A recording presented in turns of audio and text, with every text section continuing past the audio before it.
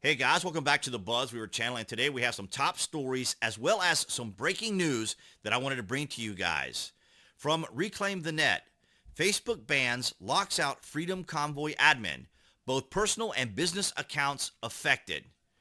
Rachel Allen Nichols, a businesswoman from Kelowna, a city in British Columbia, had her personal Facebook account and the Instagram page of her business suspended. She believes the accounts were suspended because she is an admin for Freedom Convoy 2022 Facebook group. Allen Nichols runs Big Deal Detailing, a vehicle detailing business, through her personal and business accounts on Facebook. She told local news outlet Coast Reporter that she no longer has access to her account. I have no access to my business account. I have written letters. I have gone through every possible avenue I can think of trying to get my account back up and running, she said. Well, this is not unusual for Facebook to immediately suspend or ban an account as they sit and they wait to see what the prevailing winds of cancel culture, wokeness, and outrage mobs are having on the Freedom Convoy. In other words, they want to wait and see whether or not they can move forward by unlocking her accounts and to see possibly how much retribution they would get from the woke culture, outrage mobs, and activists to see whether or not she can unlock her account. So I tell you, who is actually affecting our society? Who is actually affecting our culture when it comes to social media? Is it private business or is it the woke outrage mobs? I would say the activists have a pretty good hold on how a lot of these particular platforms behave, and it is clear, as we see here, that they do not enforce their rules evenly or fairly. And when they work together, it is okay. It's not a matter of, as we talked about before, it isn't a matter of one of them being a private business, or as some others like to say, my private platform, but it's my private platform. It's when they work together as a duopoly. They're working together as a unit, completely shutting out and depersoning people from the entirety of social media. So thankfully we have obviously new tech. And if you haven't already, you can watch these videos on Rumble, Odyssey, and BitChute. So thank you to all the guys there for your support. Don't forget to like and subscribe to the channel as we continue in 2022 to promote this type of conservative outlook on things and point out the hypocrisy, the double standards, and the absurdity of these platforms who have succumbed to the establishment, outrage mobs, wokeness, and the general cancel culture. From Fox News, Twitter allows hacked info of Canadian Freedom Convoy donors after suppressing Hunter Biden laptop story. The tech giant has yet to enforce its own policies on those sharing the hacked data. So here we have clear evidence of the double standard. Absolutely amazing. Well, not entirely amazing to you who follow me here on the BuzWeaver channel, of course. So thanks to all of you who like and share this information, and I would encourage you to do that by sharing this information so people can see this is out there, as well as hitting like to let YouTube know that this type of commentary and content is welcome on YouTube. Twitter appears to no longer be enforcing its distribution of hacked materials policy when it comes to the recent hack of GiveSendGo, revealing information of donors who gave money to the Canadian Freedom Convoy. Members of the media on both sides of the U.S.-Canadian border have been sharing names and how much money they contributed to the truckers who've been protesting Canada's vaccine mandate stemming from the recent data breach of the crowdfunding website. That's right. So we have a double standard being played out here on social media where this individual who was running the Convoy Facebook page mainly had her accounts shut down. And now we're seeing that Twitter is not even enforcing the doxing policies because, of course, doxing, as we know with swatting, can incite violence and even death. It's very, very dangerous when you start revealing people's personal information. But this is how the left operates. This is a clear example of the establishment working together to ensure that a particular narrative, a particular idea is the one that's being pushed forward, is the one that everyone has to be forced to see and understand. And of course, as we already know, the left is all about popularity, all about influence.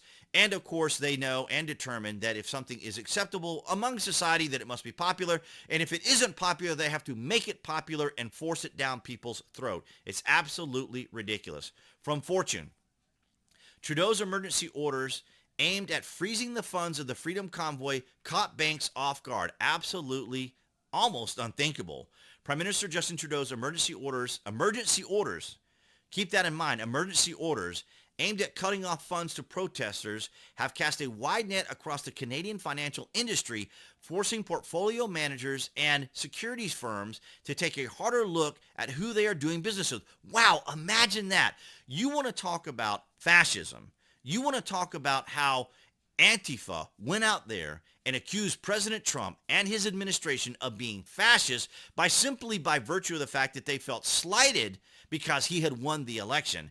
This is actual, tangible, substantive, evidence-based forms of authoritarianism, of fascism. Now, I'm not surprised by any of this because it is Canada, and the Prime Minister, as I understand it, I don't understand a lot of Canadian law, but what I've heard people say is that Justin Trudeau, to be able to enact something like this, of this particular magnitude, he would have to get information, or he would have to get approval by various other districts or areas of Canada to be able to do this. I think they call them provinces there.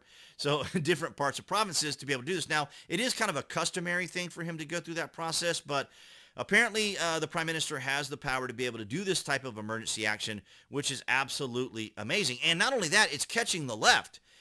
It's interesting because now the leftists out there across Twitter and across the entire social media has had an interesting reaction to this behavior by Justin Trudeau because it is absolute evidence of fascism, of authoritarianism. I don't know why they ignore it here in the States, because they kind of fluff it off as Biden just being Biden and just saying these kinds of things because, of course, the prevailing winds always have to be in a direction that, of course, enhances the narrative of the left.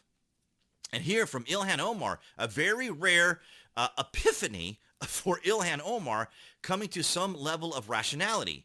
I fail to see why any journalist felt the need to report on a shop owner making such an insignificant donation rather than to get them harassed.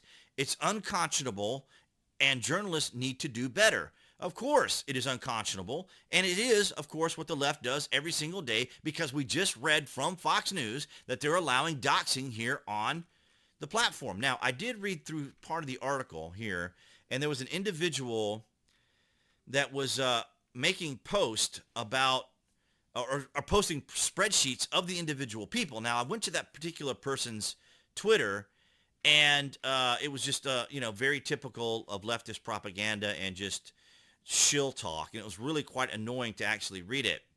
But nonetheless, this individual did go through and post a lot of this very personal information. And here's Jack Dorsey here, of course, who resigned from the company. And, of course, I don't blame him for having done so. But the former CEO and co-founder of Twitter. But nonetheless, it is quite shocking, quite surprising, and quite amazing that Canada is resorting to this. And it is making the news across mainstream media. Now, they are trying to suppress as much of it as possible.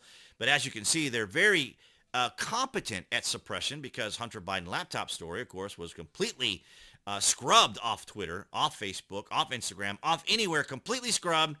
And you want to talk about being able to pursue a story that they'd be able to dangle out there for quite some time about a president, it would certainly be Hunter Biden, and of course just some of the philandering that Joe Biden was involved in. But of course we can clearly see now, and I want you guys, of course, to share this information, and of course I know you guys are very aware, very astute, very capable of seeing the absurdity and links and double standards and hypocrisy that the mainstream media and these platforms will go to, because we have all the evidence right here.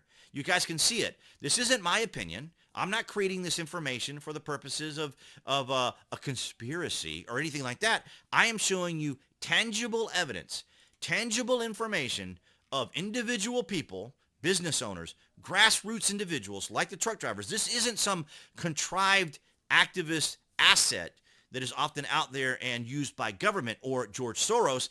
These are actual grassroots blue-collar workers, actual people, the people that the governments fear the most, activists fear the most, because these are grassroots. These are the actual genuine individuals who are out there protesting, not these professional activists out there that are often hired by George Soros and other agencies or become assets of government. No, these are actual grassroots individual people out there protesting the mandate for both for mask and for vaccines. So very extraordinary.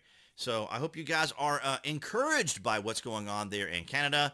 And I am kind of curious to see if they're going to do anything in D.C. as we get near the or just seeing more of the protest move here towards the United States. But that's what I have for you guys today on this Thursday, February the 17th.